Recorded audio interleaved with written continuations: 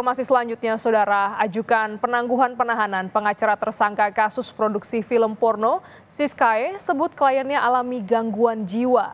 Polisi kini masih mengkaji permintaan tersebut karena Siskae dinilai layak untuk ditahan. Tim kuasa hukum Francisca Chandra Novitasari atau Siskae mengajukan penangguhan penahanan ke Dirkrimsus Polda Metro Jaya Kamis kemarin. Penangguhan penahanan itu diajukan atas sejumlah pertimbangan, salah satunya karena Siskae mengalami gangguan kejiwaan. Tovan Agung selaku pengacara Siskae akan menjadi penjamin terhadap penangguhan tersebut. Jadi hari ini kita sudah buat surat permohonan penangguhan penahanan dan nanti mau kita sampaikan kepada Dirkrimsus Polda Metro Jaya. Informasinya, tapi kita belum menerima surat dari rumah sakit bahwasanya Siskanya ada mengalami gangguan jiwa, seperti itu dia. Tapi kita belum ada menerima surat itu ya. Itu informasi yang kita terima dari manajer.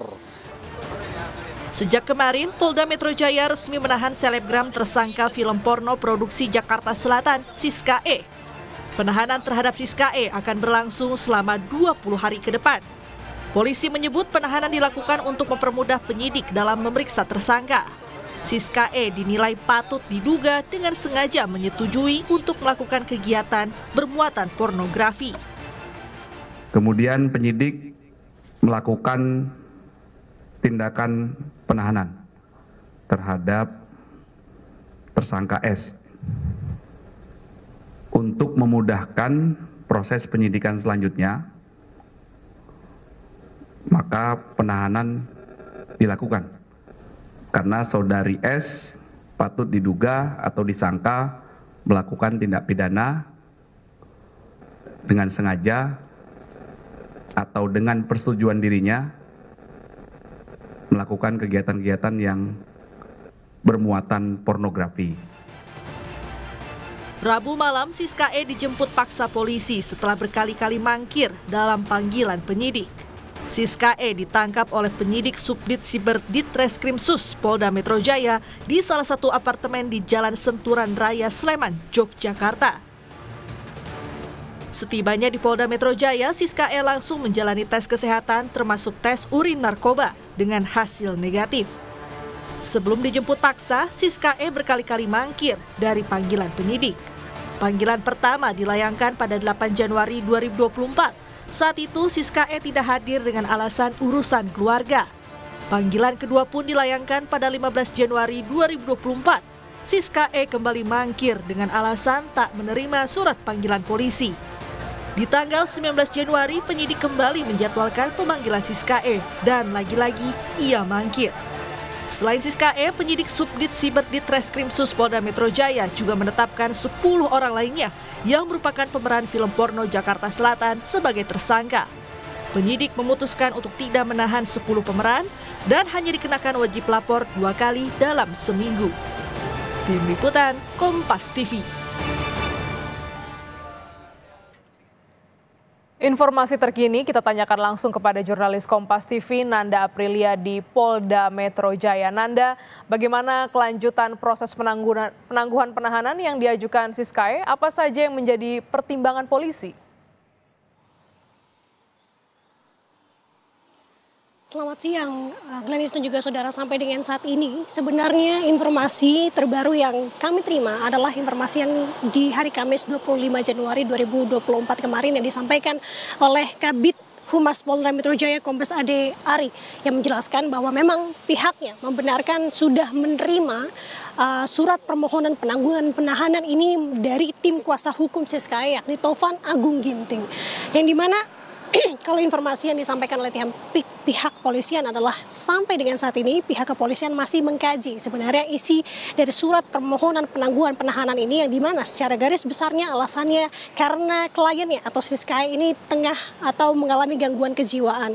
Kemudian dari hal tersebut pihak kepolisian ini akan mendalami terkait dengan pernyataan yang memang digaungkan atau dilayangkan oleh tim kuasa hukum Siskae Tovan Agung Ginting yang menyebut klien ini mengalami gangguan kejiwaan. Dan untuk lebih jelasnya terkait dengan ranah rencana tersebut pihak kepolisian saat ini tengah mengerahkan sepenuhnya kepada tim penyidik di Reskrimsus Polda Metro Jaya untuk menangani terkait dengan surat permohonan tersebut. Jadi artinya sampai dengan saat ini apakah surat permohonan tersebut sudah dilakukan penanganan lebih lanjut, kita masih menunggu informasi yang disampaikan oleh pihak kepolisian sampai dengan saat ini. Dan kalau kita bisa mengingat kembali terkait dengan surat permohonan penangguhan penahanan ini yang disampaikan oleh tim kuasa hukumnya Taufan Agung Ginting, bahwa ini disampaikan ke pihak di Reskrimsus Polda Metro Jaya hari Kamis 25 Januari 2024 kemarin. Alasannya tadi sudah disampaikan adalah karena Siska ini dirasa mengalami gangguan kejiwaan, sehingga pihak dari Siska ini menyebut sebenarnya untuk gangguan kejiwaan ini sudah pernah dilakukan tes kejiwaan oleh Siska untuk beberapa kali, namun tidak dijelaskan secara spesifik. Dan dari hal tersebut ia pun meminta ini menjadi pertimbangan dari pihak kepolisian, dengan alasannya juga di sini bahwa pihak dari kuasa hukum Taufan ini sudah menjamin atau dirinya bersedia menjadi penjamin untuk kliennya tidak akan melarikan diri, dan juga menjamin Siska tidak akan mengulangi perbuatan yang melanggar hukum selama proses penyidikan ini bergulir sampai dengan saat ini. Jadi informasi yang bisa disampaikan sampai dengan saat ini adalah Siska sudah ditetapkan sebagai tersangka, kemudian juga sudah dilakukan proses pemeriksaan secara maraton setibanya di Polda Metro Jaya pada hari atau pada tanggal 24 Januari 2024 malam kemarin. Kemudian beberapa alasannya Siska ini sudah ditetapkan atau ditahan di Mapolda Metro Jaya karena pertama, Siska ini dinilai tidak kooperatif selama 3 kali panggilan lebih ketika ia sudah ditetapkan sebagai tersangka. Kemudian ini dinilai untuk menghambat tindakan dari Siska ini, menghambat proses sidik yang saat ini tengah dilakukan oleh tim penyidik. Kemudian dari hal tersebut tadi ditegaskan juga oleh Kabid Humas Polda Metro Jaya bahwa patut diduga atau disangka melakukan tindak pidana dengan sengaja atau dengan persetujuan dirinya melakukan kegiatan bermuatan pornografi yang diatur dalam pasal 8 Junto, pasal 33 Undang-Undang Nomor 44 Tahun 2008 tentang pornografi. Dan artinya kita sampai dengan saat ini menunggu bagaimana keputusan dari pihak kepolisian dan bagaimana hasil pendalaman yang dilakukan oleh tim penyidik terkait dengan gugatan atau surat permohonan gugatan yang dilakukan oleh Siska ini.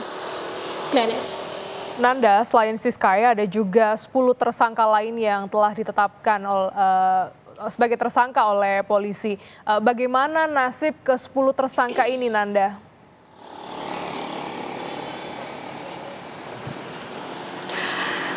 Iya, tampaknya ada perbedaan nasib di sini, Glenis dan juga saudara. Berbeda dari Siska yang dimana ia sudah ditetapkan sebagai tersangka, kemudian juga sudah dilakukan proses penahanan oleh tim kepolisian di sini. Namun untuk ke-10 tersangka lainnya yang juga ditetapkan dalam perkara ini, informasinya sampai dengan saat ini tidak dilakukan penahanan. Ada beberapa alasan hal ini dilakukan atau menjadi pertimbangan dari pihak kepolisian untuk tidak melakukan penahanan terhadap 10 tersangka lainnya. Karena yang pertama, tidak dilakukan penahanan karena tersangka lain ini dirasa bersikap kooperatif dalam proses penyidikan atau pemeriksaan selama pemeriksaan terhadap tersangka ini berlangsung sampai dengan saat ini. Sehingga penyidik memandang untuk saat ini tidak diperlukan upaya penahanan terhadap tersangka lainnya. Namun hingga saat ini pihak kepolisian juga masih belum secara gamblang menjelaskan bagaimana kelanjutan dari pemeriksaan kepada para tersangka lainnya di sini. Karena informasi sementara yang kami dapat bahwa di tanggal 8 Januari 2024 kemarin para tersangka lain ini akan secara berkala dilakukan pemeriksaan oleh tim kepolisian sebagai statusnya sebagai tersangka yang ditetapkan oleh Polda Metro Jaya sampai dengan saat ini. Jadi artinya kita akan menunggu bagaimana proses kelanjutan baik itu dari Siska ataupun ke-10 tersangka lainnya yang juga sudah ditetapkan dalam perkara ini, Glenis. Terima kasih jurnalis Kompas TV Nanda Aprilia langsung dari Polda Metro Jaya.